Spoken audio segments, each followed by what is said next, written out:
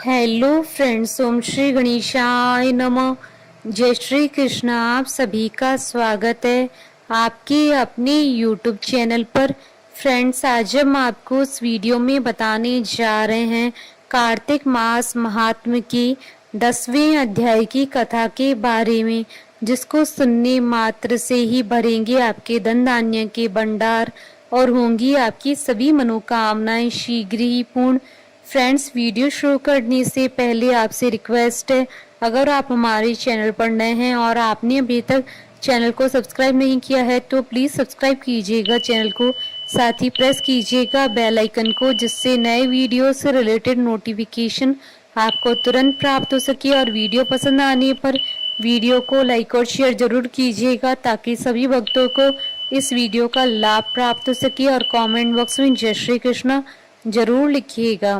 कार्तिक मास महात्म सभी प्रकार के विघ्नों का नाश करने वाले तथा सारी सृष्टि का पालन करने वाले श्री गणेश जी तथा ज्ञान के दाता श्री सरस्वती जी तथा सब पुराणों के कर्ता श्री व्यास जी तथा श्री गुरुदेव जी के चरण कमलों में नमस्कार करके भगवान की श्रद्धा और भक्ति रस में डूबे हुए कार्तिक मास महात्म की कथा कहती हूँ। कार्तिक मास महात्म 10वां अध्याय प्रारंभ। मायापति नारायण के चरणों में शीस नवाएं। 10वां अध्याय कार्तिक। लिखू नारायण राय। राजा पृथु बोले, हे ऋषि श्रेष्ठ नारद जी, आपको प्रणाम है। कृपया आप बताने की कृपा कीजिए कि जब भगवान शंकर ने अपने मस्तक के तेज को क्षीर सागर में डाला तो उस समय क्या हुआ। नारद जी बोले, हे राजन, जब भगवान शंकर ने अपना वह तेज क्षीर सागर में डाल दिया तो उस समय वह शीघ्र ही बालक होकर सागर के संगम पर बैठकर संसार को भय देने वाला रुदन करने लगा। उसके रुदन से संपूर्ण जगत व्याकुल हो उठा, लोकपाल भी व्याकुल हो गए, चराचर चलायमान हो गया। शंकर सुवन के रुदन से संपूर्ण ब्रह्मांड व्याकुल हो गया। यह देखकर सभी देवता और ऋषि मुनि व्याकुल होकर ब्रह्मा जी की शरण में गए और उन्हें प्रणाम कर उनकी स्तुति करने लगे। उन सभी ने ब्रह्मा जी से कहा, हे पितामह, यह तो बहुत ही विकट परिस्थिति उत्पन्न हो गई है। हे महायोगिन, इसको नष्ट कीजिए। देवताओं के मुख से इस प्रकार की स्तुति सुनकर ब्रह्मा जी सत्यलोक से उतरकर उस बालक को देखने के लिए सागर तट पर आए।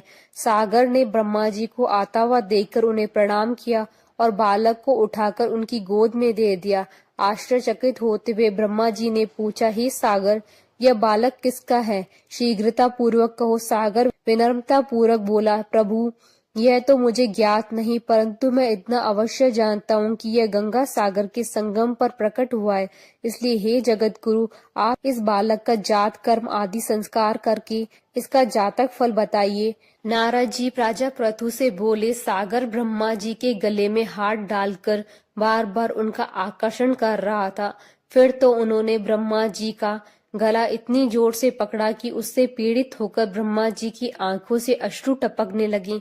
ब्रह्मा जी ने अपने दोनों हाथों का जोर लगाकर किसी प्रकार सागर से अपना गला छुड़वाया और सागर से कहा, हे सागर, सुनो, मैं तुम्हारे इस पुत्र का जातक फल कहता हूँ। मेरे नेत्रों से जो यह जल निकला है, इस कारण से इसका नाम जलंधर होगा। उत्पन्न होते ही यह तरुणावस्था को प्राप्त हो गया, इसलिए यह सब शास्त्रों का पारगामी, महापराक्रमी, महावीर, बलशाली, महायोद्धा और रण विजय प्राप्त करने वाला होगा। यह बालक सभी दैत्यों का अधिपति होगा। यह किसी से भी पराजित न होने वाला तथा भगवान विष्णु को भी जीतने वाला होगा। भगवान शंकर को छोड़कर यह सबसे अवध्य होगा। जहाँ से इसकी उत्पत्ति हुई है, यह वहीं जाएगा। इसकी पत्नी बड़ी पतिव्रता, सौभाग्यशालिनी, सर्वांग सुंदरी, परम मनोहर, मधुर वाणी बोलने वाली, शीलवान होगी।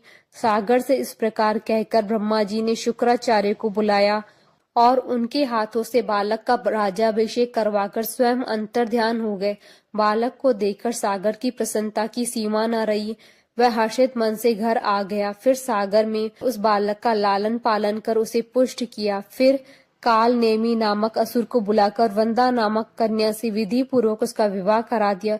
उस विवाह में बहुत बड़ा उत्सव हुआ। श्री शुक्राचार्य के प्रभाव से पत्नी सहित जलंधर दैत्यों का राजा हो गया। इति श्री कार्तिक महात्मा अध्याय 10वां संपूर्ण। बोलिए भगवान विष्णु जी की जय, सनातन धर्म की जय।